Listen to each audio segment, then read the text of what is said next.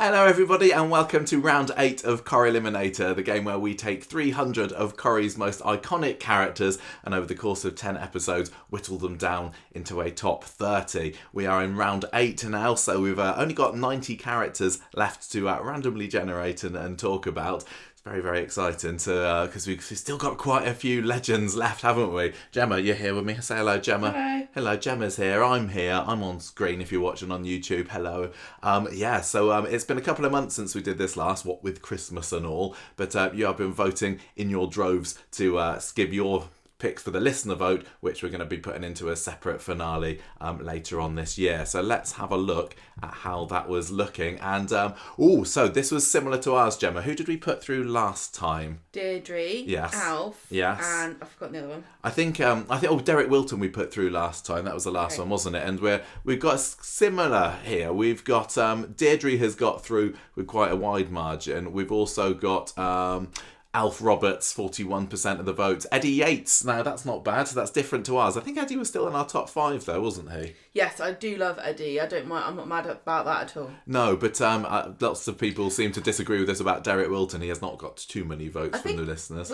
Did we not put Derek through because of his significance as a character? I think was so. Not in it for very, very long. I think it was also. He was great. It was also a kind of a personal thing as well. We hadn't seen a whole lot of Eddie Yates ourselves. That wasn't particularly our era. But so that's a fine selection that's gone through. And good try for Lisa Swain as well, who was snapping at Eddie Yates's heels with just 8% less vote than he got. So Lisa Swain fans obviously very passionate bunch, so they got their votes in there, but not quite enough to get her into the finale, sadly. 5th place we had Michelle Connor. Fair enough. Still a big favourite. Yeah. Let's look at her coat sold for like nearly £400 on eBay. It did. Reloved. Yeah. Who else got a fair chunk? Maggie Clegg, Shona, not too bad. But sadly, we got no votes for Luke Britton. Tragic stuff. And he blowed up. I know. And we also had minimal votes for the likes of Elaine Jones, 1 vote for her. Sheila Birtles, Anne Malone, Ice Cream Queen of the Cobbles. But according to the listeners, Deirdre, Eddie and Alf should be the ones to go through into the listener vote at the end. So congrats if you voted for one of those characters. Now, it is time for us to start picking our 30 for this month. So let's get all this up on the screen. Okay, so as I said, we've got 90 characters left to pick from now. We've got our random number generator who are going to select this month's 30 that are going to be battling it out for Corrielimination. Are you ready to find out who we got, Gemma? I can't wait. Gemma can't wait. She's so excited. Okay, so let's go. So number 2 on our list is Martha Longhurst is up for debate this month. Oh, Fantastic. I like Martha. Yeah. She's a cow though.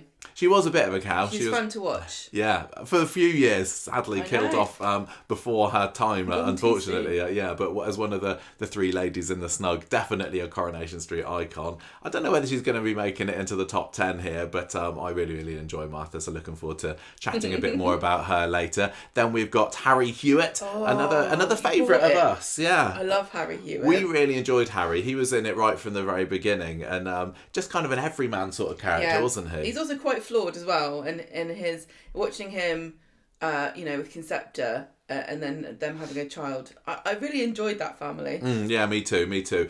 Jed Stone is next, played by the recently departed Kenneth Cope. I'm not a huge fan of the character, I have to say. But I liked him. He's cheeky. Yeah, he was definitely he was almost like Dennis, he was an Eddie Yates before Eddie Yates came along, wasn't he? I'd say he was like a Dennis if he didn't have the support network that Dennis Tanner had. Yeah. I don't know. Okay. Also, here's a proper icon, Gemma. Stan Ogden is next on the chopping block this month. Wife beater. I really he was maybe a bit of a wife beater at the beginning, but they put that under the carpet after a little while, didn't they? But Stan Ogden, his legendary status cannot be denied. Absolute star of the street for 20 years between the 60s and the 80s. I think he's a very strong contender. People always talk about Are you talking about? The couple Vera and Jack. Oh yeah, them. But they were really the new Hilda and Stan. But Yeah. everyone now will go, oh, who's the new Jack and Vera? I say, Yeah. who's the new Who's Hilda the and new Stan? Hilda and Stan should be the good question. Okay. After Stan on our list, we got number 12, Gordon Clegg, another actor who's just recently left us, sadly. Gordon Clegg was in and out of the street for a while, wasn't he? Involved in a big scandal about who his real mum was in the late 60s, early 70s. Didn't know that he didn't know. Didn't know who his mum was. Turned out it was Betty. He didn't know he didn't know. Yeah, and he made the odd appearance back to the street here and there over the year. He was all right. He was a good son. Yeah, I'm not. I don't care about. I'm not going to say he's going to be, going into our top 10 this week, this month. Okay, after Gordon Clegg, we've got Susan Barlow, so Peter's twin sister. Dead. Definitely dead. Kind of Billy's fault, I think we would say. Well, he was in the car. Played by a couple of different actresses. Obviously, I think I can't remember what the main one was called in the 80s, Wendy something or other. But so she's not going to do great, is she? No, let's be honest. But as one of the Barlow clan, we got to give her her dues. She's good. I don't think she's going to be lingering right at the bottom. Who else have we got? Mavis. Oh, Gemma, do you think that she's going to make it, or is it a bit? I don't really know for the time being. Oh, I don't. Oh man. I was fascinated by Mavis. Mavis is a fantastic I just still character. Can't get over how much Rita bullied her and nobody cares. Can't believe it's been nearly 30 years since we've seen Mavis on Coronation Street. And I know that Thelma Barlow said she won't come back, but she did a short film just last year, didn't she? So it's, could it be out of the question? I don't know. I'm really looking forward to chatting a bit more about Mavis later on. Coming up after Mavis, we have got Alec Gilroy, another star of the street from the 80s, and one of Corrie's. Often when we think about who's running the Rovers, we think of the landladies, don't we? But with Alec Gilroy, he's one of the most famous landlords of the street. I think so. Definitely a bit of a naughty man, a bit of a ducker and a diver and a chancer, and a real miser as well, played by Roy Barraclough so brilliantly. Great. Absolutely classic characters. He's going to do well, I've got a feeling. Okay, after Alec Gilroy, next up we've got Kimberly Taylor, so a girlfriend of Curly's. I'm not going to say she's the most significant of characters, and some might wonder why she even made it into the top 300. She wasn't even. It's because I really enjoyed her. The most significant character in her family, and her mum and dad weren't even in the show as much as she was. Yeah, I was quite generous when I gave her a spot on the 300, but never mind. I'm happy just that she's got a little bit of time in the spotlight here. You get to talk about her. I get to talk about her a little bit. Okay, after Kimberly Taylor, we have got. It's David. Why is he called David Tilsley on our list here? David Platt, of course. I can't see a world where David Platt does not get into the top 3 this month. He kind of has to be, doesn't he? Yeah, David. I mean, we've said before we think that David is one of the greatest characters in any fictional anything. So complex, so brilliant, so expertly played by Jack P. Shepherd. I wouldn't say that he's been living up to that particularly over the past few years. He's had a bit of a low point. I do think that he's coming back into his own now. Yeah. He's right in centre stage as he should be at the moment. On the splash page of ITVX. Next up, another. This is a bit of a Marmite character really here. Norris Cole. How are you feeling about Norris chances this evening? Who doesn't like Norris? I think a lot of people do. I know that. I think Glenda maybe from the Coronation Street blog might not be a fan of Norris, just because of his kind of bitchy, gossipy, busybody-ish, and he likes to, he enjoys watching other people suffering and gossiping about it. It does depend on if you're judging him as a person or as a character, because there are a few people who I definitely think are good characters, but I really don't like them. Yeah, I enjoy Norris. I think he's going to do quite well. I like Norris as well as thinking he's a good character. Yeah. Trisha Armstrong is next, played by now MP Tracy Brabin. Mid-90s, she made a bit of a splash over a couple of years. I'm not going to say that she's one of Corrie's legends or icons at all. I've used that word a lot. I'm feeling like a tabloid journalist this evening. Podcast host slams his own choice of language. But I think she was not a bad character. I think she's going to be lingering towards the bottom of our list. I have to refresh my memory a little bit about what she got up to. Okay, who have we got after old Trisha? We have got Judy Mallett. Love Judy Mallett, Gaynor Faye. absolute star. And sadly, the character was gone before she really had a chance to get that iconic status. What do you think? She's a bit of a blank for you, isn't she? She's not really your era. I've only seen a few episodes with her in, probably when we watched the box sets. Yeah.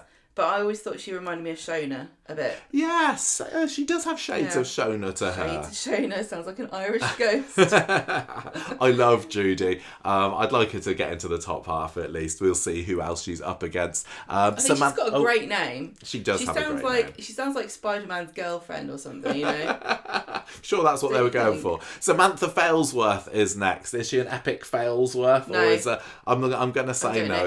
I don't really know who she is. She was a barmaid in the late 90s. She went out with Des Barnes, I think, for a little bit. I think she rode a motorbike. More than I know who she is. Yeah. And I always think she's somebody else. I think you might sometimes confuse her with Tanya Pooley. I do. I think she, yeah. I didn't particularly enjoy her that much the first time, and she's another. Even though I've seen her stint twice now, it's still a bit of a hazy fog in my mind. So I'll have to see if I can reach the depths of my Corrie knowledge banks to chat a bit about her later. But I don't think she's going to be making it into the. Well, we'll find out. We will find out by the time we get the pictures up. Okay, next up, Janice Battersby. Oh, now here we go. There's a controversial choice, isn't there? Some people love her, some people absolutely despise her. Universally hated when the family came into the show in 1997. But, by design. Yeah, exactly. You weren't supposed to like them. No. And I think she came out of it better than Les did. I think so, yeah. She had more of a heart in the end. Yeah, and she lasted longer than Les as well. Don't think we'll be seeing her on the cobbles anytime soon, but definitely a very fun character. She's a legend. Yeah, I think that she is. She's also one of these characters that a lot of people in the general public, they would know who if you said Janice That's a really good point. I think. Yeah. Lots of people would, even if they don't know who that is, they remember the name. Yeah, and for a modern-ish Coronation Street character, that's quite a feat. Okay, next up, Gina Gregory. So another barmaid. Gemma used to love Gina. She was my favourite character. When we started watching, you really enjoyed her, but I think it's because she was pretty. It doesn't take much to impress you, does it? I think she's going to be lingering down the bottom of our list somewhat. I remember watching some of the episodes again on the box set, thinking, I don't get what was the appeal. No. I mean, I was more on Team Shelley. She had great hair though. She did. Really great hair. Okay, next up we have got Jason Grimshaw. Love him. I think he's got comeback potential. I know that Ryan Thomas has said that he's not really doing much acting these days, or he doesn't want to do it anymore. But with Todd still on the show, and Eileen, of course, at the moment, I'm going to say a Grimshaw reunion shouldn't be off the cards. What do you think? I liked him when he was in it, but I don't feel like there's a gaping hole. I think if we're going to bring him back, maybe bring back Eva as well, because they were great together. But I also think he was good when he was in it because he was young and silly and, a bit of a womanizer and a player. But I think when you get a bit older, I think that starts to become a bit gross. I don't know. I think they could still recapture that. I think he could get away with it. I think they could. Well, how old is he? He's our age. So I think that there's definitely a dearth of men on the street. We need to get more men on the cobbles for the ladies hunky to lads. snap up, and I don't think he would be a bad choice. No, poor Jason. At the moment, he's just kind of relegated to Eileen finding out that he's broke his leg, broke his back, I know, and many other Thailand? Whatever's going on in Thailand there, and to think that Gail's finding it a tropical paradise. Okay, Gail's in south of France, keeping her nose clean. Craig Harris is next. I think that the longest lasting Harris, after most of them dropped dead or went to prison, Richard Fleischman was a cracking actor. I don't think the character really never really captured your imagination. Not particularly. I have been enjoying rewatching recently his relationship with Rosie. But yeah, probably a second half of the list there for Craig. We'll talk more about him later. Coming up after Craig, we have got Violet Wilson, who made a comeback to the street just last year. Gemma, Violet, what are her chances? Violet's bland to me. Her return was a bit of a nothing, and the most exciting thing she did was snatch a baby. Snatched Dylan away. Her own baby. Well, we'll see what we can remember about her when we talk about her a bit later, but I'm not sure she's going to do brilliantly. Vernon Tomlin, little drummer boy. Now he's interesting, isn't he? Because he's a bit of a silly idiot, but yeah, he was kind of endearingly stupid, and he did. He was a loser by design, wasn't he? Am I right in remembering he did a bit of a everyone thinks I'm an idiot, but I'm actually not kind of thing, and you felt sorry for him? You definitely did feel sorry for him at times. Did that? He was a bit of a hang. Yeah, he had he was one of Liz's boyfriends. In fact, he married Liz. Did he marry? Oh no, they nearly. Yeah, I don't think they married in the. I can't remember. Do you remember? Yes, I do remember the portrait of them. Cowboy hats and stuff. Yeah, he was fun, but yeah, not up there as a proper Corrie icon. He was more interesting as Liz's husband, as like an eccentric, weird, a definite contrast to Jim, I'm going to say. Yeah. Okay, up next we have got, I'm going to have to scroll down for this one. Oh, Graham Proctor, talking about silly sausages on the street. Oh, I love Everybody kind of loves Graham, although everybody also agrees that he's probably not one of the show's most memorable characters. I think, he's a bit of a cult favourite, isn't he, Graham? He's sarcastic, but not in a sneery way like David is. Yeah, it was like more chill and like would point out ridiculousness, and he had this kind of effortless charm about him. He was very charming. I think he cultivated very charismatic. as a because he didn't have much going for him apart from that, but he was one of these good entrepreneurial characters that Coronation Street does really well, where he's always striving for something else, which I think I really like. We don't get that very much in Corrie now. Not so much. There's nobody like that on the street. He's like always out for, making money somehow. Like Auntie Pam, loved her with her sandwich. Well, they were a bit of a duo, weren't they, Graham and Pam? Anna Windass is next. Debbie Rush was a fantastic actress. I think she was a bit of the butt of our jokes for a spell. We didn't on like Coronation her. Street, as we were Team Pat, weren't we? We were. Her arch nemesis. She was a bit of a moaner at the end. I think they didn't really do very well with. She her got character. a bit fishwifey. It's sad. She was a strong female character for a while. Yeah. And she left on a high, I suppose, didn't she? She got her revenge. It's supposed to be triumphant, but we were just like mad. Yeah, I think that she'll probably end up in the top half. I'm gonna say at least. Yeah. Okay. Next up, who have we got? Ooh, I'm running out. It's Claudia, darling. Claudia Colvey, played by Rula Lenska. I love a good Corrie Bush show. They're great. She's been fun. She's just been in and out of the street. I think we've probably seen the last of her now, sadly. But it was always fun when she'd swan in. Frenemies with Ord. Yeah, I know. And the fight at the funeral. So fun. Stuff. Yeah. Okay, we have got Frank Foster. Ooh. So a little baddie. Factory entrepreneur and star of Corrie's one of Corrie's early whodunits. I know they seem to be Ted a penny these days, but it was his mum what did it. Spoiler alert. He's like Tony Gordon Killed to me. Him, that is. He occupies the same space in my head as like nefarious businessman who shacked up with Carla, then died. Yeah. I don't think he's quite as iconic as Tony Gordon was, but Andrew Lancel was still very chilling in his portrayal of this nasty, nasty man. We've got Tim next.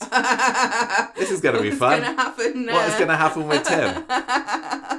What can I say? Love to hate him, Gemma. What should I say about Tim? I think let's just leave it. Honestly, genuinely cannot step outside myself at all with Tim. You hold that thought. I don't get it. Why hold do people that thought. Like this horrible man? What are we going to say? Find out in a little bit. Okay. Steph Britton is next, played by Tisha Mary. Yeah, she was fun. She became sensible and quite likeable, but she was so briefly in it that I don't think that unless you fancied her, I don't think you're gonna want to. Yeah, I don't think there's a whole lot to say about her. She was as fun as she was towards the end. A nice enough girl, and I really liked actually her relationship with Luke because there was a lot. They did do some nice brother and sister relationship. But not. Okay, we have got next, who is it? Oh, I need to scroll down for this one. It's Andrea Beckett, played by Hayley Tamaden. Oh, we liked her. We loved her. She was so bubbly and fun. I think she's another Marmite character, isn't she? It feels like lots of people got annoyed by her. I think she was a bit too bubbly for some, but she was right up my street, and I was very sad when she had to leave just because Craig Charles as Lloyd decided that he was off to Red Dwarf again. But she had one of those, nice exits where you think, oh, they must be doing all right. Yeah, she had a happy ending, which you can't say for many characters who depart the cobbles. It's not often that a couple will go together. No, certainly not. Yasmin is next. Oh, Yasmin Queen, 10 years on the cobbles this past year. But is that enough to get her a legendary status? I think so. I mean, obviously the coercive control storyline is what she's going to be remembered for, but she's got her other moments. We've always enjoyed Yasmin. I think she has gone a bit off the boil since the Jeff storyline is over, but I think she could do well. I think we'll probably be getting top half for Yasmin, don't you think? She was just in her heyday. She was incredibly fun. Yeah. And energetic. Yeah. After Yasmin, who have we got? Scrolling down some more. Daisy Midgley. Oh, Daisy. Yeah. Tell me what to do. Where should we put you? That's going to be a tricky one because she's only been in the show for a few years, but she's utterly brilliant and fabulous. She reminds me a little bit of like Becky, someone like Becky. Yeah. Where they make a mark very quickly, actually. And although Daisy's done some really dreadful, unforgivable things, you can't help but like her, but I think some people really, really don't. Yeah, well, I've been back and forth on Daisy over the year. We're looking forward she works so well with Jenny, forward to chatting more about her later. And finally, to round off our list this month, we have got Stu Carpenter. Recently left. Bill Fellows played him, and I think untapped potential is there. Is right for Stu, isn't it? Yeah, fair assessment. That about him. Yeah. Bill Fellows is such a talented actor, but I just didn't really think they knew what to do with the character so much. Just didn't really do anything. How's he going to do compared to Yasmin, though? I know, that's what I was thinking. Are you ready to get started? That's our 30 for this month, so let's move on. Let's get Corrieliminating. Okay then, so let's get started. As usual, I think we'll do a few kind of rough ideas of where we want to put things before we do the ranking. Do you want to start at the top? Do you want to look down the bottom end? What are you thinking, I think there's a fair few that are in the bottom end. I think we could fill up the 20 to 30 quite easily this time. Bottom end. Yeah, go on. I'm ready to follow your instructions. Tell you that I do think that I reckon. Yes. Yes. Gina. Even though I love her, it's going to be on the bottom. I think she's got to be. Gina Gregory. Yeah, just oddly your favourite character, one of your favourite characters when you first started watching Coronation Street with you properly. Yeah. Well, so when was that? Well, Turn of the Millennium. Turn of the Millennium, that's it, yeah. And I was like, she's great. But I don't remember. Don't remember anything about her. We'll say a little bit more about her later. Barmaid for a couple of years. It's almost of a time when the barmaid just needed to be a barmaid and they weren't really anything else. She did have a few other stories, a relationship with Dev, but she's not left a lasting legacy whatsoever, has she? It's weird because there's definitely a difference between what a main character is now and what a main character was in the past. And I really do think that Corrie now feels like anyone could be a main character. Yeah, but it's just sometimes they're not. I wonder whether back then we would have been saying, we need more scenes for Gina. Gina doesn't seem to do anything. Or whether we just kind of accepted that she was a character that was behind the bar. Yeah. Bit of relationship with Dev. I think Joe Carter maybe as well a little bit later. Gina, I really enjoyed the story. I think my favourite Gina bit. Actually, too, I did enjoy the rivalry with her and Shelley, and when both of them were vying for who's going to take over the Rovers manager job. That was quite fun. Okay. And I also quite liked those two together when Maureen Spencer came and played by Maureen Littman before she became Even Pummer, of course, and they were quite good in those episodes. But then I also did like the stuff with Dev when her parents came round and they weren't accepting. Were racist, weren't they were a little bit racist and weren't accepting that their lovely daughter was going out with obviously maybe even engaged to. Clearly thought that was great when I watched that. So there's something she's got something going for, but not a whole lot. Sorry, we don't usually talk this much about just in the preliminaries. Do you want to give me a few other names to throw down the bottom end of the pit? Okay, right. So do you know all their names? This one. Kimberly Taylor. Yeah, Kimberly Taylor. I don't know who she is. She looks like. I love Kimberly Taylor, but I totally recognise that she. I mean, when we rank on Corrieliminator, sometimes we're going to personal memories of them, and sometimes we're going with just general significance of the show. And I think in terms of general significance of the show, she really is down the bottom. So she worked at Better Buys with Curly. She was just a very sweet, innocent young girl. She wouldn't take Curly to bed because it went against her morals. She had this brilliant set of parents, Mummy and Daddy Taylor. They did have proper names. I can't remember what they were. Who were, very prim and proper, hilariously so. And I really enjoyed that little story with her relationship with Curly. I loved every time that he went round the parents' house, and I think it was Randolph, the dad, would take him out the back to show him his tomatoes. See, I can't even talk about Kimberly, it's just about the parents, really. Exactly. But in the end, I think she ended up dating her cousin or something odd like that, and she ended up bedding him as well, which obviously Curly didn't particularly enjoy. But yeah, I would like her to maybe end up a bit higher than Gina out of personal preference, but totally agree that's fine for the bottom end of the list. Who else are you putting down there? Who else are we relegating? I think that we should put down Slaggy Steph. Steph Britton. Yeah. Yes. I did like her, but she didn't have much chance to shine. No, she was in the show for 3-4 years maybe. I know she came into it for a little bit as like a bit character, didn't she, as Sophie's friend for a bit, and that's when we started calling her Slaggy Steph because she was just fancying all the men. She's perving over all the men on the street, and then they brought her back because they saw that Tisha Mary was absolutely smashing, came back as a main character. But maybe similar to Gina, she didn't she's kind of remained a bit more of a friend character, didn't she? She went out with... Skating past on a good look, see, all these women, they can just turn up and look pretty, but you've got to have substance, like the greats of old, like Bette Lynch, you know? She had that one story, do you remember when, I think it was a boyfriend came back and he had like photos of her, nude photos of her that he was threatening to share? That was a... That was an issue story, wasn't it? Because, and then there was also, she was of course involved with Andy Carver in the Phelan story. She was dating Andy, wasn't she? And then when he ended up getting whacked over the head with a laptop and locked in Phelan's basement, she didn't realise, because they were supposed to emigrate or something together. So she went off, and we saw her, I think, then again at Luke's funeral. Luke, her brother, of course, who got shot by Pat. But yeah, we really enjoyed her, didn't we, eventually? And I'd happily put her over Kimberly in terms of enjoyment stakes, but in terms of significance, yeah, definitely low down. Maybe I'm just jealous because she got to read Andy's zombie book, and I never did. We never did. That's true. That is true. So I'm just jealous still. And Tisha Mary went on to do a podcast, didn't she? Like us, yeah. Right. With Dean. Mallet Brain.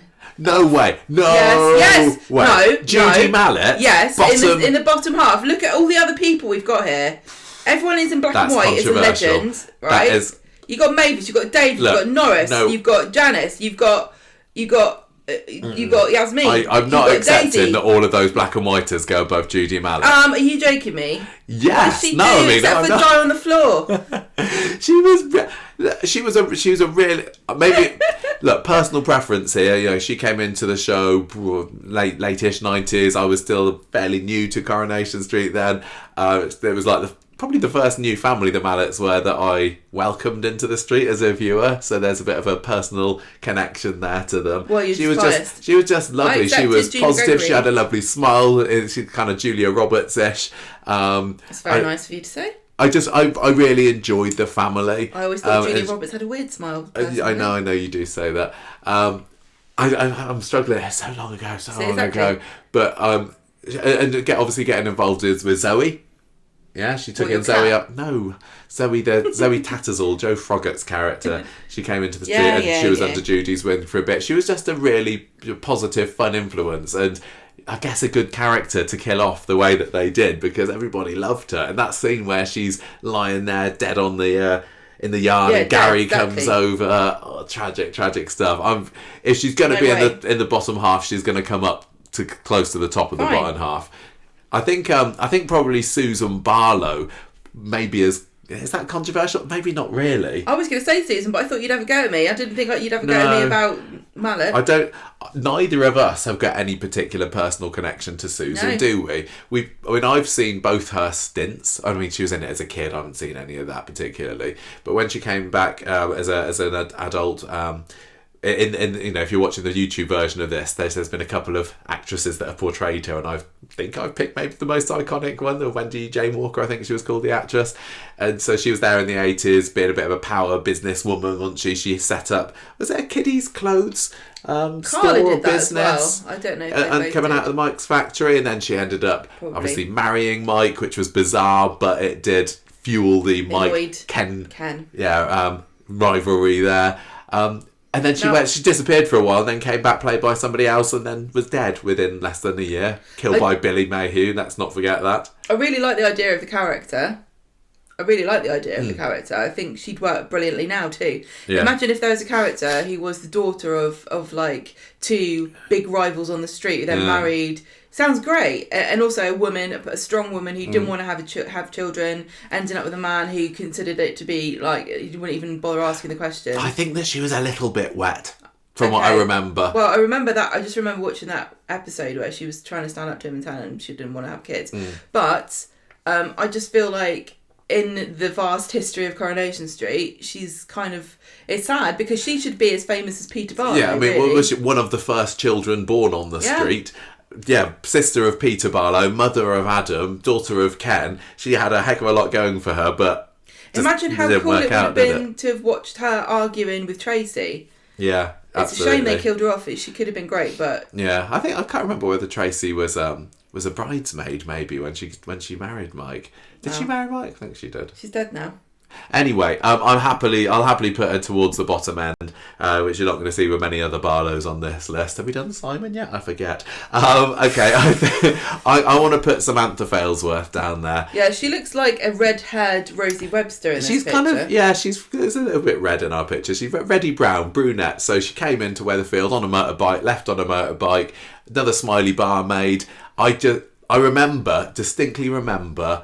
She was one of the first characters who just didn't do anything for me. When I first started watching, when I started watching Coronation Street, like every character was like, oh, they're good because of this. What a classic! I can see why everybody loves them. Everyone seemed to serve a real purpose on the show, and Samantha was one of the first, if not the first, where I thought, she's just a beautiful barmaid. That's nice, of course, but she personality-wise. It didn't click with me. She had a bit of a fling with Des. There was a story about her having been assaulted by her boyfriend when she was younger, which led to intimacy issues. She just did not. I think she even maybe cheated on Des as well. She just didn't really work for me. I mean, I'd put her pretty low down, maybe possibly higher than Gina, but not much. I don't think she stood the test of time. You got any others that want to be lingering down the bottom there? Are you going to mind if I say Gordon Clegg? No, not really. And I know that some people will be saying, oh my gosh, Gordon, he's a legend. Bill Kenwright, how can we do that to him?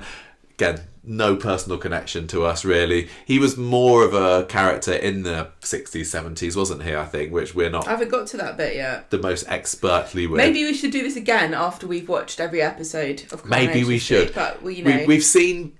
I think we've seen bits of him, but not a whole lot. Obviously, the main story of him was realising or discovering the truth about his parentage, that is, and the fact that Betty was his mum. And from what I understand...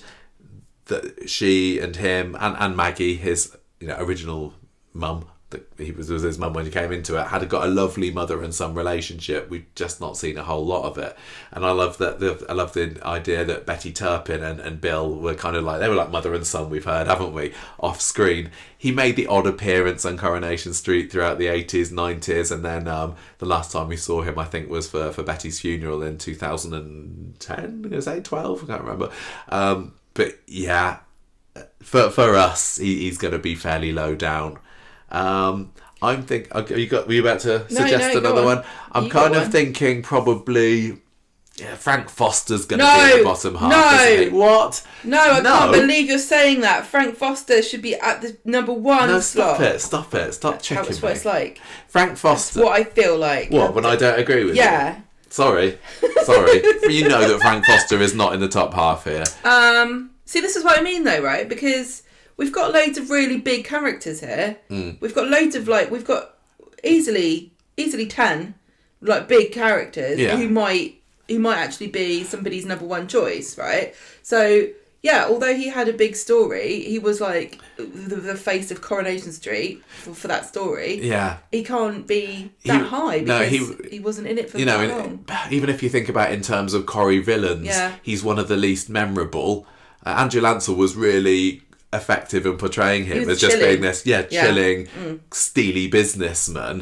And I always remember the bit after he assaulted Carla and she's just there on the floor of the bed or wherever it is and he says, "You made me do it," and that kind of gave us chills when he was so vile. His story ended just before the podcast started, so we didn't ever have much of a chance or any chance to go over that story as it was happening. So he's got some kind of significance, but he's going to be pretty low down, isn't he? Yeah. What about, obviously Trisha Armstrong. She's going to be there. Tracy Brabin. Sorry. She was probably another one fairly early on who was in the show and then I just kind of forgot about, didn't notice. I enjoyed her relationship with her son, Jamie. She had a bit of a fling with Terry Duckworth. Got pregnant by Terry Duckworth. So Brad Duckworth, well, I suppose he was Brad Armstrong. Still potential for Duckworth blood on the street, you know. But no, she's going to actually be definitely more towards the end because of overall significance and really doesn't do anything for us. It's just going to put her fairly low down. Okay. I think who we're left with, we've got some level of affection for, haven't we? Yeah, I'm just trying to see. No, Anna and Violet are 2 weak links. Anna Windass. Yes, Anna Windass. I like her. I know we didn't really like her, but we kind of almost. I think that she's going to be middling. You can't understate her importance to the show, particularly during that mid 2010s period. Oh yeah, everything with Pat Phelan. She was a proper Corrie matriarch. Are you underestimating my ability to understate things on Coronation Street? Because I think a lot of people listening would not agree with you. I don't think that there's more characters there that are deserving a place under Anna Windass. I'm going to put her around kind of Judy Mallett level. She was really. But who else is left though? See what I mean? Okay, This is what I'm saying. Who else is left that you? I do not believe that Jed Stone. Should make it into the top 15. No, he should do because he came back. So. That's amazing. Oh. No, look, he was only in probably didn't even make 150 episodes over the entire run. He was in the show on and off in the early 60s. He was very much a come in, come out. We've watched... He felt to me like they were like, Philip Lowry doesn't want to stay, so we need somebody like him. But I think there's a lot of overlap, so maybe that's not right. Yeah, they were kind of mates, weren't they? He was a kind of Jack the Lad sort of ducker and diver character. He'd been out of prison, he was getting into scrapes and little petty criminal sort of stuff. I think a lot of people appreciated his relationship with Minnie Caldwell, his ma, when he lived there with her at number 5 Coronation Street. But we've not seen a whole lot of that. Our kind of knowledge of him is more based on when he came back in 2008-9, whenever it was, and he got menaced by Tony Gordon for a little while. That was quite a fun story. But even at the time, because I didn't know the significance of Jed Stone then, it didn't really resonate with me, going, oh, God, look, it's what a classic character. Like, I knew that he'd been in it before, but I wasn't really bothered back then. So I would say that Jed should definitely be somewhere in the bottom. Sorry for all the Jed Stone fans out there. And I'm going to say as well, even Harry Hewitt. You say we've got there's some legends left. Harry Hewitt, we always say, isn't a Corrie legend that should be. All right, okay, hang on a minute. Right, Craig needs to go in the bottom. Okay, I'll put Craig down the bottom. Craig Harris, there you go. Okay, right. So why don't we approach this down from in the another depth direction? of the pit, just like any good goth would want. I think what we need to do now is work out who we reckon our top 5 or top 10 are. Okay. Okay, I'll happily do that. Oh look, have we still managed to get Stu? Yeah, but the legend, sorry, Stu. Down to the bottom you go. Okay, top. I'm going to say clearly there is no way that David is not getting through. David's in a top 3 position. I mean, possibly a 1 here. Yeah. He's a top 3. So you're working out. I think that Alec Gilroy is in the top 10, isn't he? So we'll whack him over there. Yeah. Stan Ogden, definitely. He's got to be there somewhere. Norris. Yes. Mavis. Yes. Those are all legends. Right. Daisy is a new character, okay, but she's definitely got to make it top 10. We got the does she? See, yeah, well, all right, well, we'll have to fight. Now, Tim's 30. I don't know why he's still on there. Stop it with Tim. Tim's number 30. You've got to look at this sensibly and think, no, well, Tim exactly. actually is quite... I am being sensible because I'm putting him at number 30 and I'm not refusing to rate him. I don't know what we're going to do with him, but I'm going to whack him in the bottom from the 10s, maybe high teens. I think Janice Battersby has got to be in with a shout for the top 10, don't you? Yes, top 10. Top 10. Oh look, we got Vernon there. He's going to be lingering. Vernon's middle. Yeah. I think that. Jason. I think that Jason. Violet there as well. Out of importance. So do you want me to put Violet towards the middle? Okay. Okay. Right. So no rankings at all. Okay, so this is difficult because the ones that are left now, I would say, are kind of controversial as far as I don't think that many people would be like, yes. You know, I think Harry and Martha, a lot of people don't know who they are, sadly. I think that just going to put Harry down towards the middle somewhere, and that is fortunate for him. Not enough people know he was killed off too soon. And then we've got... speaking of being killed off too soon, he outlived Martha at least, didn't? But Martha, as one of the the legendary Rovers Snug 3, kind of just sails into the top half of it alone. What about Graham? Right, Graham. So you got Graham, Claudia, and then we've got Yasmin and Andrea. Now I like all of these characters. But I love all of those characters. I think Yasmin not so much anymore, but these characters are like bit parts almost. Yasmin's not. That's what I just said, though. Oh. I just said not Yasmin so much anymore. Since her big 2020 story, I think you can't say that about her anymore. Well, she's been in the show for 10, 11 years, hasn't she? But these 3, I love them so much, and I adore them. And any story, if you told me there's going to be a story with so-and-so character... Yeah, if it was any of those are coming back, it's like brilliant. Brilliant. Yeah. Sign me up. But Andrea doesn't have the same popularity among the vast swathes of Coronation Street viewers as she does on this podcast. She just rubbed people up the wrong way, I think, with her chirpy, optimistic... she's very stage, isn't she? Another opening, another show. She feels very much like a chimney sweep, a governor. Yeah, and I just love that about her. Yeah, me too. And Hayley herself is absolutely lovely. So she's I don't know whether top half, but our adoration for her is going to go a good way to carry her. Craig Gazy, who plays Graham, he's more fondly remembered, isn't he? I reckon he definitely, because of his proximity to Michelle Keegan, Graham proximity as Tina, that the storyline, knocking around with her is definitely not a bad shout. Yeah, and he was David's mate as well, wasn't he? He was in the same kind of vein as Jed Stone, Eddie Yates, but maybe less iconic and legendary, just because it's so much harder to become an icon in this era. He was a side character, wasn't he? That's what I mean. He would kind of pop in. He was like Gav, recent Gav on Coronation Street, who just disappeared off somewhere. They were both even cleaners. They're both window cleaners. And I think he just had a bit more of a shot than Gav did, because he just lasted in it longer. He ended up getting married to Sheen, didn't he? There was was it a It was a marriage of like for immigration purposes, but then there seemed to be more to it. I thought towards the end, I thought that maybe they did have a soft spot. I think it was. The way I remember it is that Sheen was one of Tina's mates, and she's like, Graham, can you marry her to keep her in the country? But then they ended up actually falling in love. I think a lot of people look on that story as not being particularly well loved. But I thought it was quite sweet, really. Put Graham somewhere around the middle. Claude. Love her every time she's in it. She was great. Yeah, what a coup for Coronation Street to get.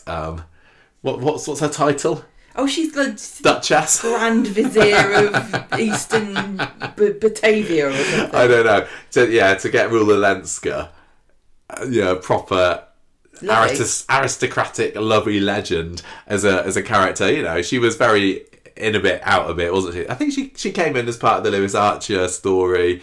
And she just kind of swan in with a massive hairdo and hello, darlings. She's and do a little story, and then I've had enough. I'm going to go off the show now for a little bit. Yeah. And I think, sadly, we have seen the end of her. I can't see why she'd come back now. No, she's happily living it up in Stillwaters, isn't she? Did she end up there? I think she did with Ken. But what an utter legend. Her and Audrey's got a frenemy-ness was so much fun. I loved, and I wish they'd developed it more, what they had with her and Evelyn. Do you remember? Do you remember the episode where she gave Evelyn a makeover? And Evelyn was like, "You look like a chihuahua in a wind tunnel or something." And then Claudia goes out and she's like it. Because they shared a little flat together, didn't they? Yeah, Maureen and Rula did. Yeah, they worked so well together. She's quite like Maureen Lipman in many ways, in that it's like, how on earth did Corrie nab them? But unfortunately, fortunately for Evelyn fans, we've managed to have a good 5, 6, 7 odd years of Evelyn uninterrupted. I suppose she's gone now, of course. But with Claudia, we never really got that, and she didn't have as many ties to the street. She didn't have family on the street. But she was so much fun. She was just her kind of carefreeness. I loved her. So lower top half maybe. And Yasmin, more of an important character. I mean, if we look at who we've got in the middle to the bottom half, none of them, I don't think, lasted anywhere near as long as Yasmin did. And she's also been a bit of a favourite of the podcast right from the beginning, which it was been lovely to see her rise in popularity. And you're right, she's gone off the boil now a little bit. But we were always huge Yasmin supporters right from the start, weren't we? I loved Yasmin, yeah. I can't say that I'd put her on... Like, maybe if we'd done this list at a different point in time, she would be higher. Oh, yeah, do this list 3, 4, 5 years ago. Without a doubt, she'd be up there. But she's just, gone off the boil is right since the coercive control story. But what a showcase of Shelley King's brilliant talents that story was. Okay, so now what the hell are we going to do? What the hell are we going to do with this now? Okay, so we've got some rough positions for these. Do you want to, I mean, we usually work out the bottom and then work our way up from this point, don't we? Who's going to be at the very bottom of this Corrielimination pit? Who's having the trapdoor drop from underneath them first? I would be inclined to say... Who's the worst? Who's the worst There isn't anybody there. That's terrible. No, I can't stand this character. There's nobody like that. And sometimes there is. But I'm thinking... honestly, I'm looking at all these characters and I don't... You either don't know... I don't care about them or don't know about them or you like them. I'm kind of going maybe plumping for Trisha Armstrong at number 30. No, hang on a minute. This is a woman who, I'm not voting for her to come up any higher. Who passionately declared her love for Coronation Street in the Houses of Parliament. She did, doesn't she? She did deserves. Do that. Don't put her last. Just to say, just because the actress is such a passionate advocate for Coronation Street. 29. Can we put Gina at number 30? Sorry, Gina. Your hair was great. Oh, how the mighty have fallen in the eyes of Gemma. She would have been number 1. Okay, so if we put Armstrong at 29, I'll put Kirsty at Kimberly and Samantha 28, but I do love her. I feel wrong putting Samantha above Kimberly, but I get how she's more of an important character than Kimberly was. So whatever. No arguments for me. Look, okay, right. I'm gonna say Kimberly's gonna go above Sam because I just didn't get on with Samantha, and I pretty much loved everything that Kimberly did. I recognised their lack of importance. I'm thinking maybe. Whoa, who's next? Do we reckon? We seem to be sorting these quite quickly. What about? It's Susan? Hard because. Yeah, I was going to say Susan, but Susan's such an important character. Yeah. But she's just a big empty space in my head. Yeah, she's not a character that we really love. I mean, I'm thinking of, Susan and who's this guy? Gordon. Yeah, you see now it's like. But why is Gordon above Susan? Maybe I prefer Susan more. Gordon, for me personally, just doesn't hold anything, whereas Susan does in some way.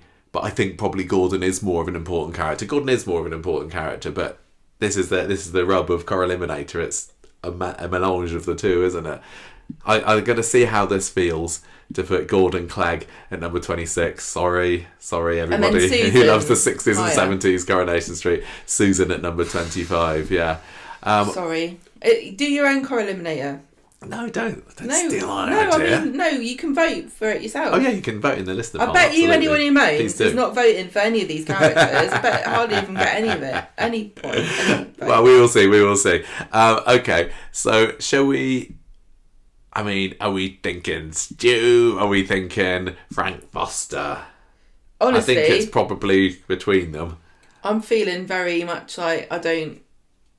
This is the trouble, right? This is why it's going so fast, because I don't have any real big feelings here. Like, honestly... There is a feeling of ambivalence towards Stu, isn't it? I could put Stu, I could put Steph, I could put Violet. Look. Yes, I could. Don't argue with me about where I would put people. If we're partly going, significance...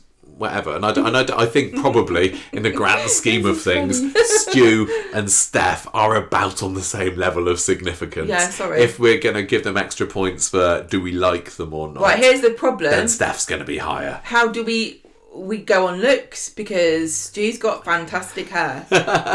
No, right? Looks nothing unless they've got an iconic look, which they haven't. Don't think we can be judgmental in that way. Are you telling me that is not iconic? Look at his face. He looks like Father Christmas. That is the most iconic old man look there is. No, look, I'm going to try put in Stu at 24. Violet's managing, so she's got a nice little grin there, thinking, they've forgotten about me. She's next, right? And actually Vernon. I know, but there's loads of them here. I like Steph more than Violet. So and last more than I agree. And last year's return for Violet didn't do anything to make me like her more. It didn't make her go chance. Up. They brought Jenny Platt back for 6 episodes. Yeah. But she was important-ish at the time. Another character who is mostly remembered as being a Rover's barmaid. And then not a whole lot else. She went out with Jason. He treated her badly. Then she was caught up in the Charlie Stubbs story. I think she was really important then and tried to play a close ally to Shelley when she was trapped upstairs. Obviously, she's Dylan's mum, and I enjoyed that little story where she and Sean decided to have a kid together because they thought that they were going to be single forever. She had some spark, she did, but I just she doesn't float my boat in terms of characters, and I think that maybe some people like us who were excited about her return last year were justifiably let down by the fact that she didn't really do much. I just wanted her to go and call Ken Sir, Yeah, I know. Like she used to, because she was one of Ken's pupils at school originally. It's one of these things where if a character does come back and do that, it kind of feels like a bit of a tour of like a very special episode. Like, get out of the way. It's what people want. Okay, so now Is Frank Foster higher than Steph? Is Frank Foster higher than Steph? Is Frank Foster higher than Violet, to be honest? Because he was brought in as a sacrificial lamb. Yeah, he was. I'm going to be a villain for a few years, in out, shake it all about. That's probably not the right thing to say based on what he got up to. And then he was out. Murder mystery. Whereas Violet was, envisaged as a regular character, not necessarily with a shelf life. But I think probably in the time that Frank was in it made a greater impression. He was big. But he wasn't as big as many other Corrie villains, we've said. He's not like, it'd be funny to do Corrieliminator, like, for what they called, like, subsections of characters, like barmaids and villains or something like that. I suppose our Patreon top fives are a bit like that, aren't maybe they? one day we'll do something like that, but we're concentrating on one thing. We'll run out of ideas one day and then just revisit it. Okay, look, Steph and Vernon and Craig. Why is Craig so high? I don't think Craig should be as high as he is. I really liked him, don't get me wrong. I liked Craig. And I thought he was fun. I enjoyed the fact he was a goth. I thought that was really interesting and funny to see Coronation Street do that subculture with Rosie and Sally. It was the relationship with Rosie that was so much fun. And there is definitely some recency bias here because he's currently going strong on classics on ITV3. He lasted the longest out of everyone in that family. Oh yeah, for sure. He was the last man standing, wasn't he? Was old Craig. I just think he felt very realistic as a teenager. He did. Richard Fleischman, he played him, delivered his. Was it? Yeah, well, very natural delivering of lines. Also, it didn't feel like sometimes, naming no names, you get these teenage characters who. Yeah, you can tell they're a child actor and maybe they need to keep going to their drama lessons. Oh my God. But I didn't get that with him. And he's gone on to do a few other big things as well. I'd say also that he managed, and not everyone's going to agree with this, but in my opinion, he managed to do something quite difficult, which is to portray a teen is very difficult, had a very difficult personality, and was kind of like, the stereotypical Mardy teen, but he wasn't unlikable with it. He wasn't like I hate this kid, he's such a little snot rag. No, not at all. He managed to be sympathetic and you understood where he's coming from, even if you weren't like rushing out to buy a wallet on a chain. Sure, and there was a lot of sympathy that came his way. Yeah, because everyone died. Because his dad was clobbered over the head. His sister went into a diabetic coma and didn't wake up. His mum was sent to prison. His dad was Keith Appleyard. So that's why I think he's surviving so long. But he's not going to be that much higher, is he? I mean, is he higher than Vernon? And look, I've still got Harry Hewitt here. I like Harry Hewitt. I know you do, darling. I know. Who do you prefer and who do you think is more legendary, both, out of Vernon and Craig? Because I think they're feeling like they're going to be my next two. So we haven't really taught Vernon yet, have we? Can you sell Vernon to me? I don't know, because I honestly put them on equal footing, because I thought, Vernon, they're both kind of funny characters in that then they're exaggerated stereotypes in a way, because he was Vernon is. But I think that Craig was more realistic and Vernon was a bit silly. Yeah, I mean they could have gone like full on goth with Craig, but they didn't. I think part of it, I can't remember. I think he was the one that wanted to be a goth first, and then Rosie kind of went along with it. And they used to listen to this music called Cradle of Filth, was the name of the band that was made up for it. That's a real band. Cradle of Filth. Oh no, you're right. Sorry, it was Stench of Death. No, I don't know, something like that. So I know that Cradle of Filth is real. I can't remember. They had a silly band name like that. I flirted with gothness in that era. Okay, I know. Did you? Yes, of course I did. I don't think I've seen this. I didn't wear outfits, but I listened to music. Did you get your tongue pierced? I used to watch Kerrang, and I thought MTV was for losers and normos. Amazing. And then a couple of years later, you met me. And I went, and the sun shone on your life. He's the one that got the tongue pierced because Rosie chickened out of it, didn't she? And I think didn't he get a tattoo? Yeah, he was going to get an England tattoo and then fainted after the first two strokes of the E. It was. Yeah, but again, we're just avoiding talking about Vernon, so maybe Craig does. Vernon was great fun because of him and Liz. He was purposefully pathetic. He was one of the few characters that's ever sung an original song on Coronation Street. He has. Don't fall into the Mason's arms. Now, YouTube that clip. That was fantastic. It's great. It was a really good song, actually. Yeah, a wistful love song about losing his lovely Liz. So the other characters I'm thinking were obviously Kirk with his arsehole song and what's it, Jimmy Brett Falcon or whatever. Yeah. I can't remember who else. I'm sure other people have done them, but Yeah. His teeth in the picture, his cowboy outfits.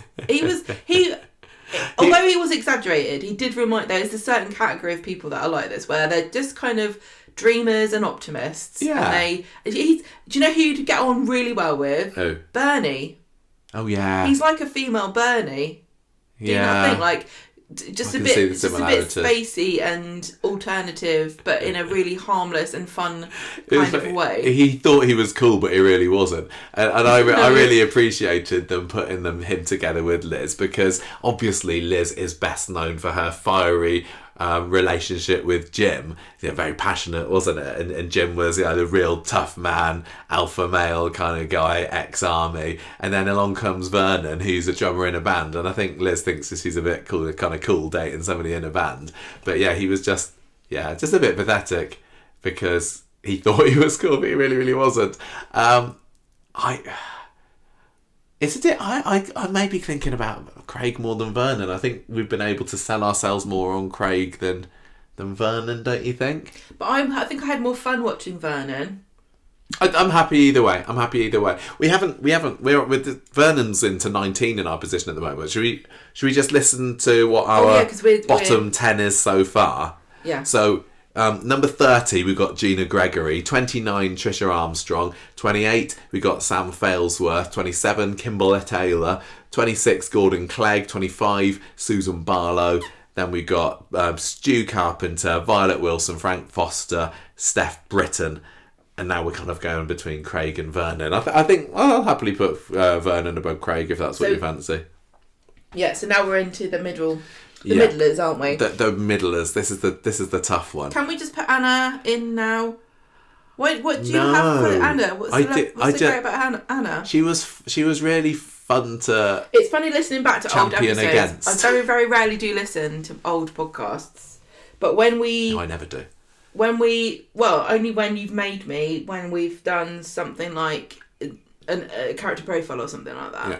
And we used to quite like Anna, because she was a really nice, mumsy, matriarchal, like at one point, wasn't she? Yeah. She came in as a nasty old chavvy fishwife. Yes, she did. With Eddie and Gary in the kitchen. Stabbing him to death. They softened her up. Innocent man, she stabbed him to death. He hardly killed anybody. Then she became a little bit fishwifey, and it felt like they were kind of pushing her into that main character status. And Debbie Rush was a fantastic actress, and obviously we love the Pat Phelan story, so having her in there kind of made us pay attention to her more.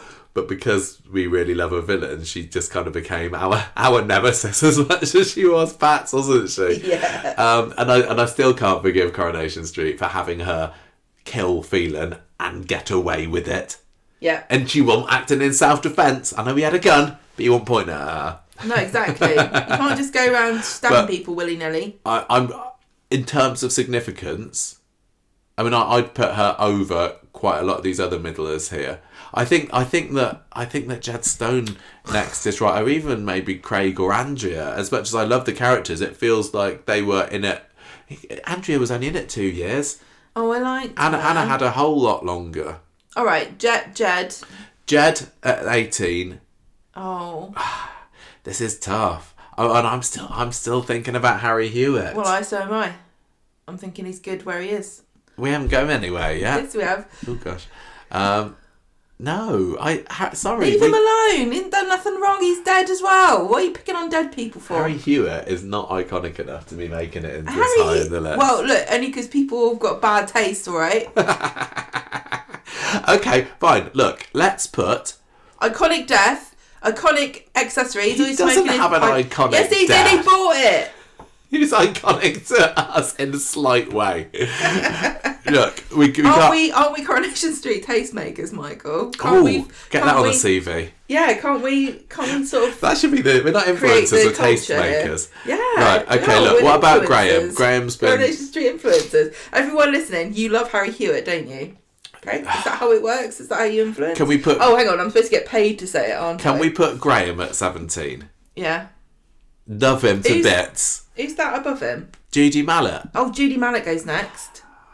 Come on, what's she done? She was hardly in it too. No. If you're going to start saying people were hardly in it, so put them down the bottom. 3-4 years. Oh wow! So but what? I still think that Andrea. Okay, no, look, okay. I love Judy and Andrea for very similar reasons. Yeah. Big smile, bubbly, personality. Great hair, big hair. Big, great hair. We love a big-haired brunette, don't we? We got Shona, we got that new girl, what's her name? Lou. Yeah. They're the new Andrea and Mallet. Yeah, well, let's see where things go they? with Lou as time goes on, but I'm loving her so far. I think I'll be happy to put Andrea above Judy, although she does not deserve to be there icon-wise. Iconic-wise, Andrea doesn't deserve to be above Judy, but if we're going to go with popularity among us... I don't get then it. I'll put her up you there. think that Judy Mallet is more iconic than... Andrea Beckett? Yeah. Yes! Really? Yes! Why? Absolutely, clearly she is. I don't know. She just is. She just is. Well, look, no explanation. I think it's really hard to say who's the more iconic out of those two. Maybe it's just because Judy was in a bit of a golden era in that late 90s, you know, especially as part of the Brian Park revival. This is the thing about all of these characters. It's not just what you think of them. This is the most argumentative we've been on one of these. It's not just what you think of them. It's what stories they had. It's the potential they had. It's how much you liked them. It's how much you think they're popular. It's how much influence the character had on. There's a whole lot to be thinking about. You know, and if you took out either of these characters, what would be different? Not much. I can't believe you. Right, okay. You're still not ready to put Harry Hewitt down yet? No, Harry Hewitt's like maybe nudge him up to 5. No, stop it, no. 14, absolute maximum. I will put, for you, 16 Julie Mallet. Well, what I'm would very you sorry, do then? Dana Faye. Well, what would you put then? Where are you gonna put Andrea? I'll put Andrea at 15. You can put her at 16. I don't care at all. Why are you acting like you're doing me a favour putting Judy Mallet? I'm saying that I like them both for the similar reasons. I probably like them equally. You like Andrea Beckett more because you know more about her. Do you know what would be really funny? What? Right, in like 5 years' time to do this again, right? Pick the same batches of characters and just get us to see where we to like first of all rank them how we thought we'd rank them before, and then secondly to rank them how we think about them now. Well, obviously with this year's comeback for Kimberly Taylor, she's going to be an utter superstar for the next 5 years, isn't she? She's going to be rocketing up to the top. Yeah, but don't say anything about that because I don't think that's been released yet, that she's going to be the main character and for the rest of the year. Is she going to bring back Curly? That's the main question. Yeah, because he's going to investigate the fire. Right. Didn't you read the press release? What if then we do? What if we do Anna at Anna. 13? Yeah, she deserves to be at 13. Claude. You've just 12. stuck Harry Hewitt in at 14 with discussion at all. Yes, I have. Tim at 11. Sorry, Tim fans. Yeah, Tim's not getting in the top 10. We do have Gemma on the voting Tim panel. ain't getting in the top 10 when I'm around. Sorry, everybody. Okay, so I really do wonder whether people are gonna. I think he's gonna do really well in the. I think he'll do well. I think he's might a popular be top, character. He's gonna be top 5. What do you reckon? Yeah, I reckon. I don't know so. if he's gonna get through because of the other characters we've got here. Yeah, but it's I have to keep the joke so going. See, it's just a joke. This is serious business, Gemma, and your comedic, your comedy hatred of Tim. Is serious. That's wearing a bit thin, if I have to say so myself. You can say what you like. He's so important to that. Sally and Tim's chat later, I guess. Sally and Tim's relationship is the best. Yes, it is. Monogamous, long-term relationship that Coronation Street has got going for it at the moment.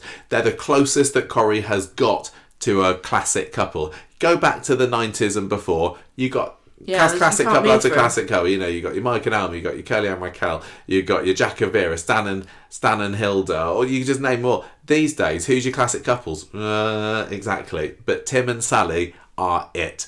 And I think it is a bit of a travesty that he's not making it into the top 10, to be honest. But we do have some other strong contenders. I would maybe be more inclined to sneak him in at number 10 and put old Miss Midgley there down at number 11. Now, hang on a minute. Because I think she's coming up quite soon for me. Really?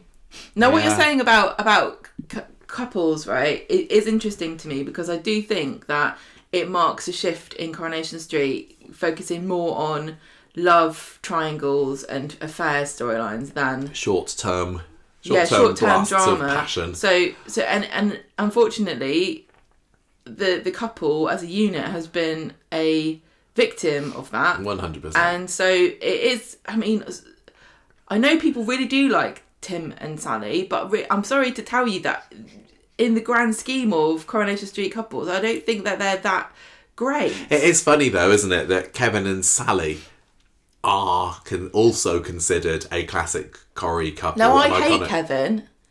Maybe I just hate anyone who marries Sally.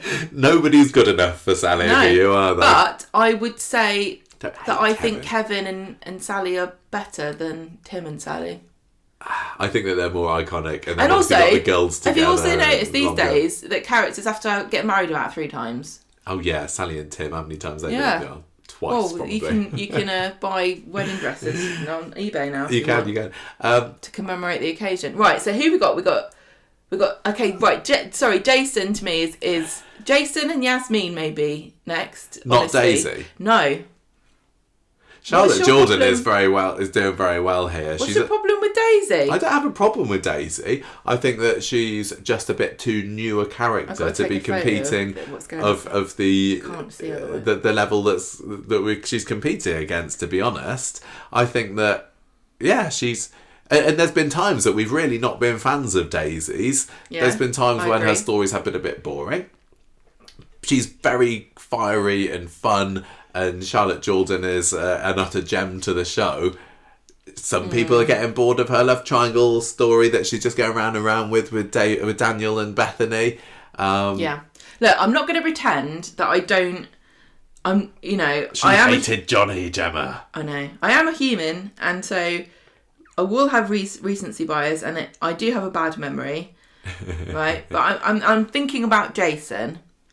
And I'm thinking about you're not the only young woman that's been thinking about Jason Grimshaw. When he was in the show, was his popularity more or the same as Daisy's? I think it was comparable. I mean, do you know what I mean? I don't think that he made the front cover of the TV mags quite as much as Daisy has. Well, she made the front cover when she decided... Oh, God. You do. You can be confused with Daisy. No, I'm not going to say anything. Oh, yes. But I know she is. She's mega popular. How long has she been in it? 4, you said 4 years. How long was Jason? I mean, forever. Okay. He was in it like 10, 11, 12 years, maybe more. And I know he's super important. Maybe. I'm just trying to cast my mind back because I think it was a bit. Was it during my time watching it? Yes. He came into the show in 2001 maybe, okay. And you started watching it in 2001. And so you saw him and Todd growing up, those boys together, the brothers, the bashing, the clashing of heads, Jason's role in Todd's coming out story where he was not accepting it, but then later he grew to be that supportive brother. The contrast between Todd the brains and Jason the brawn, the family unit of the Eileens, which is kind of dysfunctional but very close together as well at the same time. He had a lovely relationship with Eva. He went out with Sarah for a bit. He was a bit of a wrong and he cheated on her. Mr. Gay Weatherfield, when he ended up at that club that one time. I'll never forget. I feel that he's more iconic, and I didn't really like the stuff with his dad, with Pyramid teabag stacker, yeah. What was his dad called? Tony Stewart. Tony, that's it, yeah. But I feel that he's more iconic than Daisy, just because of length of time on the show, maybe. And he was of an era where there were maybe more legends. Daisy's got more potential. Yes, but we're judging them as they are now and have been up to this point. So what about Yasmin? I think these 3 here. I'm really honestly. I think we're going to cause ructions not having Daisy much higher. I know Charlotte Jordan has got their fans. I'm a fan of her. I think that Daisy is a brilliant character. I think that the very level-headed Charlotte Jordan Uber fans out there would concede. that she's not quite been in the show long enough yet so. to contend head-to-head with some of the remaining legends on this list. Also quite interesting to compare Jason and Daisy as popular characters that still did some kind of really crap things. Like how Jason treated Sarah was terrible. How Daisy treated Ryan was awful. Yeah. And, not accepting your brother as gay at the time. It's funny because I know that there's obviously an age difference between them now. Jason would be 42, 43 is the same age as us. And Daisy is obviously in the mid-20s or so. But when Jason was in the show, he was old enough to have been he could have been paired up with Daisy, and they could have been no way would they not have got together if they were in the show at the same time and being the same age. Look, let's just move on. I think we're kind of thinking. Yasmin, because you've got your way now. Move on. I thought because I've been able Daisy to convince you, to be honest. Daisy at number 10, and I don't agree. There's still always room for movement. We've had it before. Happy to put Yasmin at number 8. We always like to go on. As the car park machine tells me, change is possible. Exactly. Yasmin is at number 8. I don't think she can be much higher, although I'd be thinking maybe with Martha, who's probably going to be next, isn't she? Isn't it funny how a lot of these positions I feel like are very swappable? Yeah. Like Martha and Yasmin, very swappable, even though they're nothing at all alike. Yeah, I know. I think Yasmin was clearly in the show a lot longer than Martha. Martha has got the legendary status that just naturally comes with a Corrie original. I have enjoyed seeing more of Martha the more of those early 1960s episodes that I've watched.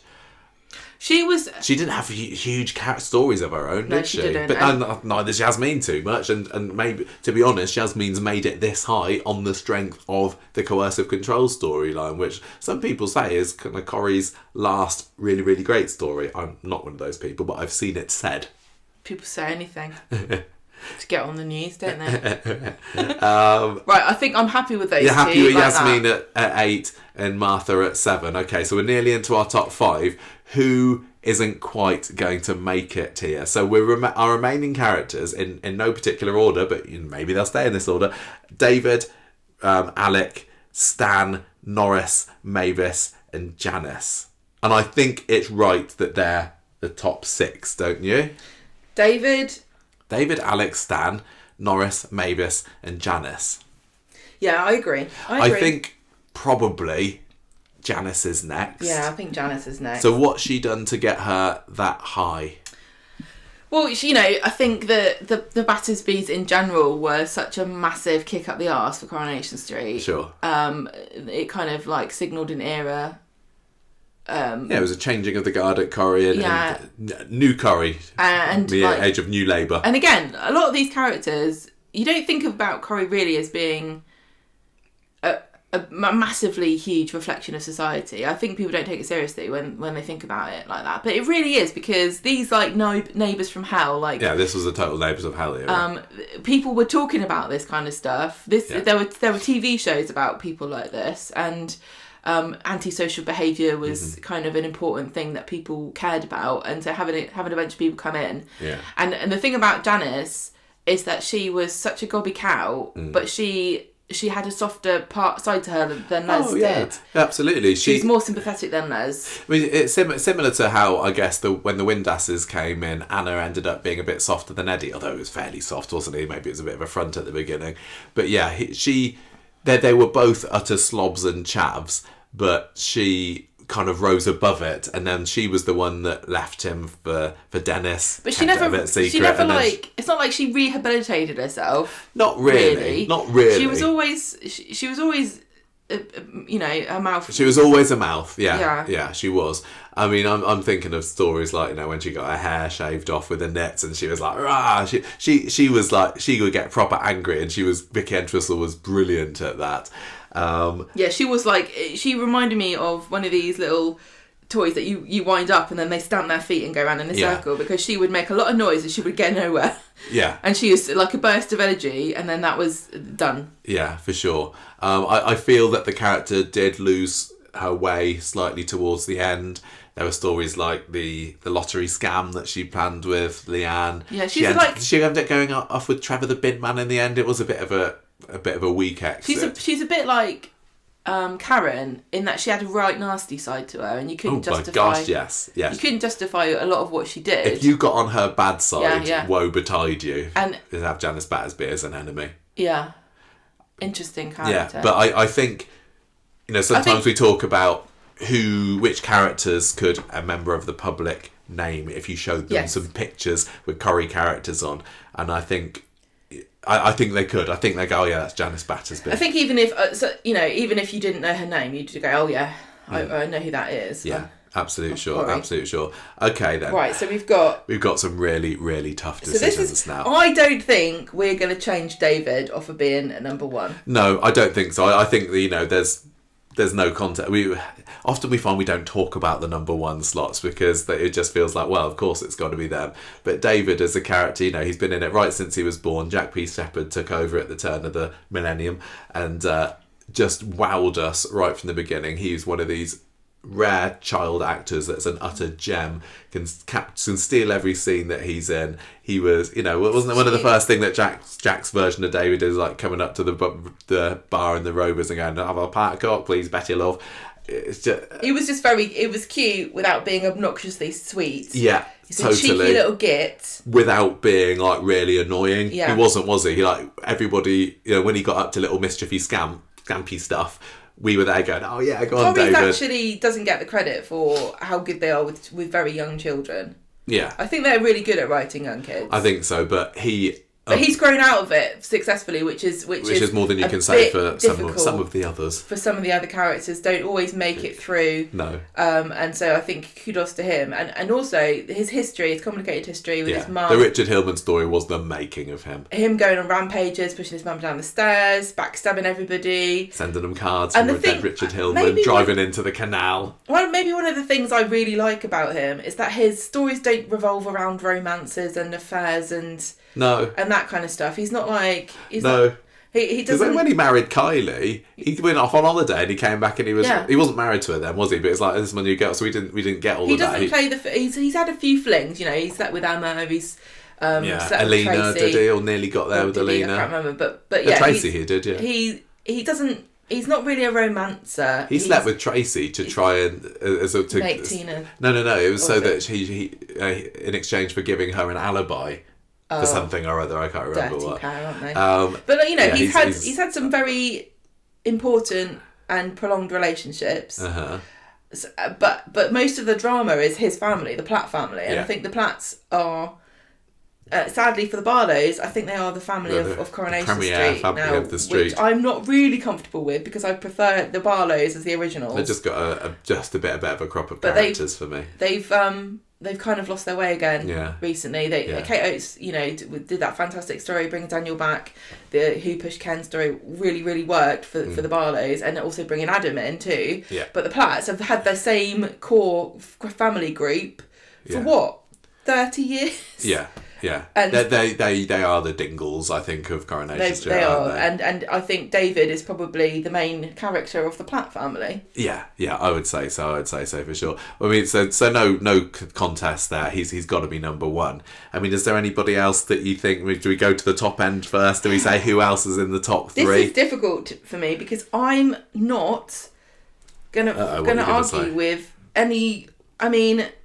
I'm probably going to make people mad here by saying Alex not a big part of my Corrie world because that era I didn't watch. I know.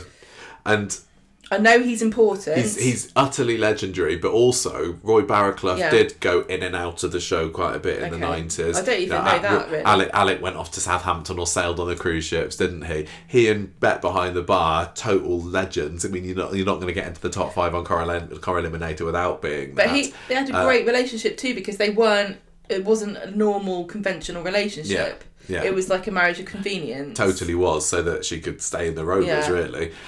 He was penny pinching, he was a Scrooge, he was a miser. Roy was a brilliant comedian on set, and we heard like his partner Mark talking about the little jokes that he used to play on set. Real loss. And I wish... It's a difficult character. I think the last time he was in it was 98 or so, 99. And I'd have loved to have seen him go longer because he was such a stalwart. I didn't really enjoy the little clips I've seen of him when he made the odd appearances in the clubs in the 70s. Like, it was Rita's agent, was he, I think, at one point? But it was behind the bar at the Rovers. The tarantula scene. The tarantula scene in the Rovers kitchen is one of... they say that the AA Peter scene is one of the funniest, but this has got to be up there as well. But I think Peter would have something to say about that, actually. Yeah, well, I think... I'd go with 5. Really? Okay. That's not where I was going. Do you think that Norris... See, I reckon Stan is number 2 for me. I would really like Stan to make it through. Stan Ogden. Stan is... What a hero. The Jack Duckworth. Yeah, he's the proto-Jack, isn't he? People like to say so-and-so's a Jack Duckworth or a Vera or whatever, but honestly, only because they've forgotten about Stan and Hilda. And Stan was just a perfectly realised character, wasn't he? He was just a bundle of stereotypes, but... Corrie's supposed to be all about strong women and feckless men, and he was the OG feckless man, wasn't he? And the actor... Yeah, Bernard Ewins. Yeah. Bernard Ewins. He played him so sympathetically, and he was sometimes so pathetic and sad that you felt bad for him, even though he was a sponger and a lazy arse who made his poor wife graft all the time to look after him. Yeah, sitting there on the sofa, just watching the telly, half asleep, and Hilda worked herself to the bone to look after him. It's just like... There's someone like that couple, or there was someone like that couple on every street, and that's what that's why Coronation Street did so well originally, because everybody was someone you knew, and so Stan and Hilda really were the everyman and woman, weren't they? And he was, like I said, he played it so well. He was so sad when he died. That scene with her weeping over the glasses. Yeah. The scene when he puts, even, I put a clip on, you can find it on our Twitter, of him being proud of putting the serving hatch into the sadly no longer they've cruelly covered up, but just like how proud he was of doing one thing. I think Abby's going to start having visions of that serving hatch scene, of him going hee because that was also one of his things, wasn't it? Also, I love the capers he got up to with Eddie. Brewing beer in the bath. Him and his Irma. Yeah. It just a great. You say.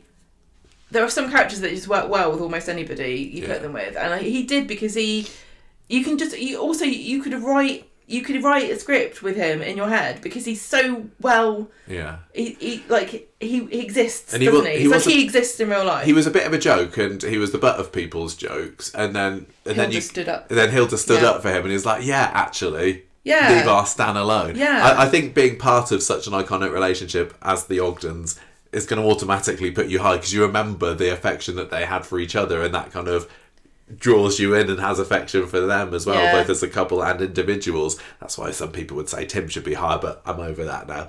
But yeah, I'll happily put Stan at number 2. So, I mean, that's kind of leaving us with Norris and Mavis. Are you really happy with putting Alec at number 5?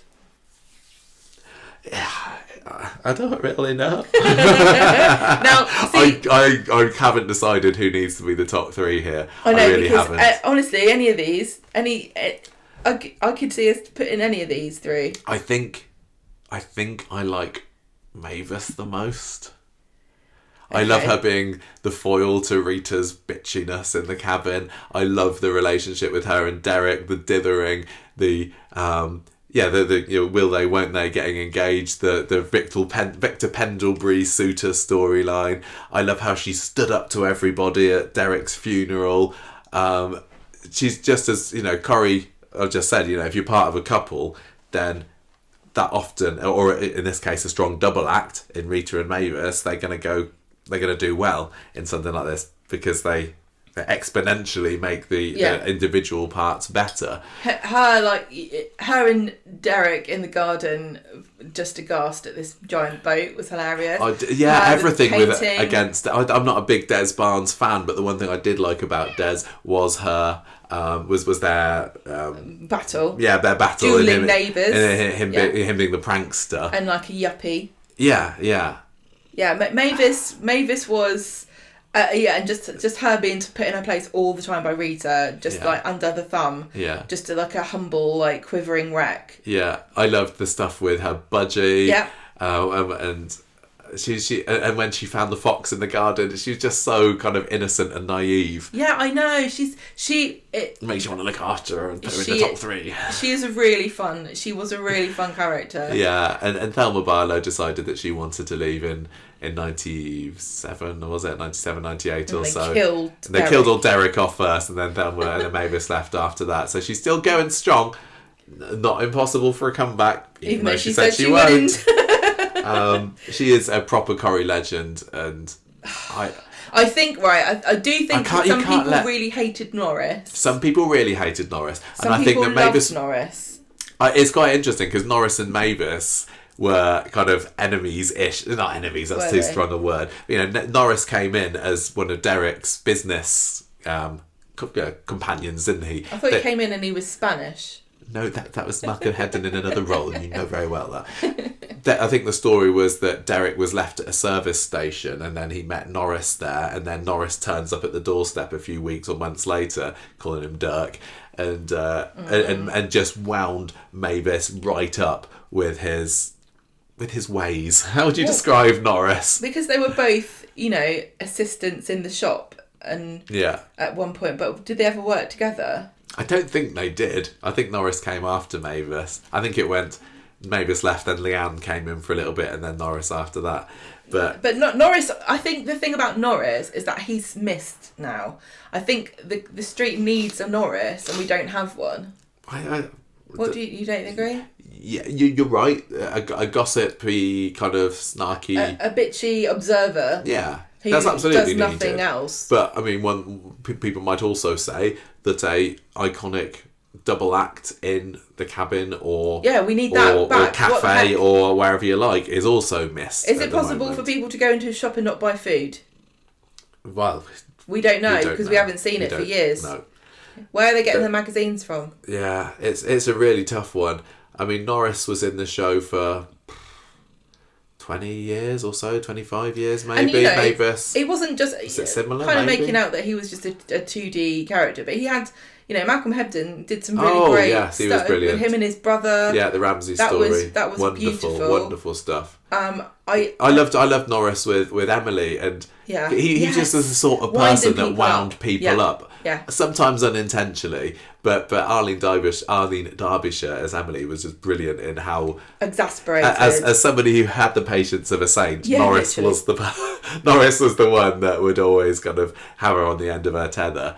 But I think that maybe the character went off the boil a little bit towards the end. I think the fact that not everybody likes him. A combination of factors makes me think that I'd probably rather have him lower than Mavis, and I don't think Mavis would be happy to know that Norris won. That Norris won. So okay. I'd be inclined to do Mavis at 3, Norris at 4, and then maybe Alec at 5.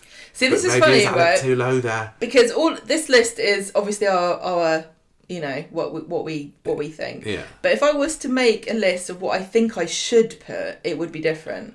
But I'm not just gonna. What are you thinking? Who should be? It would be Tim would be higher. Oh, okay. I think that kind of thing. What about the top 5 though? What do you think that people would be? People would say. I think. Love Mavis. I think maybe Jason would be higher. Maybe. And I think Daisy would be higher. Yeah. I don't know that Mavis would be that high, and I don't know that Alec would. But I don't know. It's really interesting. I think he would. I think Alec might. I don't know. I find it very interesting that there's certain accepted, like you're supposed to say things about Coronation Street, and the more I watch Corrie, the more my opinions change. The more older episodes as well. Because I remember when we first started the podcast, we'd never seen any of the classic episodes, didn't know even know what half of them looked like. So, going back to our list, yes. Do you want to swap Alec with Norris? Are you asking me with such an evil grin? Oh no, I literally don't know. It's really, really difficult one. I think it feels... Norris is really legendary, and so is Alec, but just for different reasons. They're so legendary. This is the thing. But I think I like Mavis more, which is why I'm putting her. This top 5. I am very comfortable with this top 5 because I do think these are all legends. There's nobody in here that you can't defend. Well, David at number 1. David at number 1, unquestionably. I don't know whether that would be the consensus of everybody. I really don't think that there's a big anti-David. I think he's going to get number 1 in the. I think he's going to get number 1 in the listener poll. Yeah, but you know there are some people who like to be contrarian and say, oh, I actually do not like so and so character. But I don't think there is that about David, which is interesting, really interesting. Because I think the thing about him too is that he's a bit of an underdog. I've seen a few people saying he's a bit horrible, he's a bit snarky, but generally it's a. He's an underdog because he doesn't always win, and he's always kind of facing off against somebody. I think he'd be pretty pleased to know. I can see him kind of smugly grinning at the fact that he's made it to number 1 of this round. I think Sarah would be mad. Sarah would be like, why the hell are you? Sarah would be livid that David's Nick would got just this squint in confusion. Right, I think we're there with our list then. Are we happy that this is done? Should we do a final countdown and see what we're thinking? I think the main thing is that Gail's favourite child is number 1. Oh, of course, yeah. Okay, right. So should we do right? So tell me the bottom 5. Right, bottom 5. We got Gina Gregory, very much fallen from grace. And then we have Trisha Armstrong. Nobody really remembers much about her, but she had a kid with Terry Duckworth, so the legend could still live on. Roaring in on a motorbike at number 28, we got Samantha Failsworth, followed by the meek and mild checkout girl, Kimberly Taylor. Finally, to round off the bottom 5, we have got Gordon Clegg, as probably should be higher, but it doesn't really mean as much to us. Yeah, happy with that. Yeah. 25 then, we have got the sadly gone, smashed in a car smash, Susan Barlow, followed by Father Christmas. Sorry, did I say that? Stu Carpenter is at number 24. 23, we've got Violet Wilson. She had a chance last year and just didn't quite make it for the comeback. 22, villainous Frank Foster. He's our only villain on our list this month, isn't he? And then finally, rounding out the bottom 10, we got old slaggy Steph Britton there, played by wonderful Tisha Merry. Do you remember? That was so funny because we didn't like her, did we? Nope. And then we made a New Year's resolution that we were going to give her a chance and not call her Slaggy Steph anymore. We did make a New Year's resolution about her, and we stuck to it. We did. We genuinely ended up absolutely adoring her. Really gutted that she left. Okay, number 20, we've got coming from the dark side, Craig Harris, and number 19 from the sad side, Vernon Tomlin, little drummer boy there. Number 18, we have got the flat cap wearing Jed Stone. Help, I'm stuck in a hamper. What is... Oh, yeah, he did get stuck in a hamper, didn't he? And then 17, we all love him, but come on, he's not top 10, is he? We've got lovely Graham Proctor. Number 16... Watch my dirty days number 16, I would like her to be higher, but sadly, she didn't get a chance to make that big an impression after pegging it, whilst pegging out the laundry. It is Judy Mallet. Then we're into our top half now. Is the top number half. 15, Dangler Off a Roof. She is Hayley to Madden's character, which is Andrea Beckett. I forgot the who was who there. She is currently digging up potatoes in Jersey, isn't she? Oh yeah, she is. She's gone up. We didn't even mention Lloyd, but love her. She's just great. Harry Hewitt, sending the hate. Number 14, yeah, he did buy it, didn't he? Harry Hewitt, loves the Irish. Every man, and not the best father in the world. Terrible father, but never mind. They'll great at smoking pipes. Number 13, char-grilled fishwife, Anna Windass, followed by the radiant. Carry on. Next, Claudia Colby. She was number 12. Number 12 for Claudia Colby. Number 11. Tim. Gemma's favourite character. She just can't quite bring herself to admit it. And that brings us to our top 10. The acid splashed Daisy Midgley. Number 9. The hunk in trunks. I don't know. I don't know. He probably wore trunks at one point. Why have you decided to do it like you're... I'm just like announcing the top 10 on the radio. Are you thinking you're a DJ, or are you more like a horse racer? Sorry, I'm not. I am no Ryan Connor here. Not even a Jeff Metcalf. Here we got Jason at number 9. Number 8. Speaking of Jeff Metcalf, we've got his better half, Param. It is Yasmin Metcalf / Nazir. I don't know why she's still Metcalf, to be honest. Number 17, gone way before her time in the snug. The gossipy Martha Longhurst, followed She's by... basically got reincarnated as Norris. If you look, they kind of look similar. They do look right similar, actually, yeah. Number 6, just missing out on the top 5, we've got the loudmouth, big gobbed Janice Battersby. I'm glad she's not here right now, because she'd have something to say about this, for sure. 6. Number 5, we've got the proper Rovers landlord legend, that is Alec Gilroy, probably the most important landlord the Rovers has ever seen, I'm going to say. Number 4, listening in round the corner whilst pretending to sweep up outside the cabin, it's Norris. 3, don't really know. It's Mavis. She's really made it. That. She did say it once at least. Okay. Number 2, we have got the utterly feckless, beer swelling layabout. No, not Tim. It's Stan Ogden. And that gives us number 1 this month. Absolute stone cold legend. Please may he never leave the street. It is David Platt. Yep. Love him. Okay, I am quite happy with that list. I think we can live with it. I think we can live with that. We have only got 2 rounds of Corrieliminator next before we get to our grand finale. I don't know. You can't do it. Next time we pick our top, our 30 random, any ones that we don't pick are automatically going to go into the last round. So it's scary, isn't it? High stakes are the characters that are left here. And we will be back in probably around a month or so to see who it is. If you enjoyed this and you want to cast your vote, if you want to stick it to Gemma and give Tim all your votes, head over to the link that's hopefully sitting down the bottom of this video or in the bottom of our audio. The description for the audio podcast, we'll be posting it on social media. Cast your vote, and that will go into a separate poll after we've done our finale for the grand listener results. Are we going to give... that's it. Do you think we should... Well, it depends on who wins, if they're still around. What do you mean? We could make a trophy, couldn't we? We could make a trophy. Maybe we could give it to Jack P. Shepherd if he wins. But I think quite a lot of them are dead. I don't think that David's going to win. But who knows? I don't think Jack P. Shepherd would want a trophy either. He'd love it. He'd love it. Maybe we should have bought that barber's trolley off of eBay.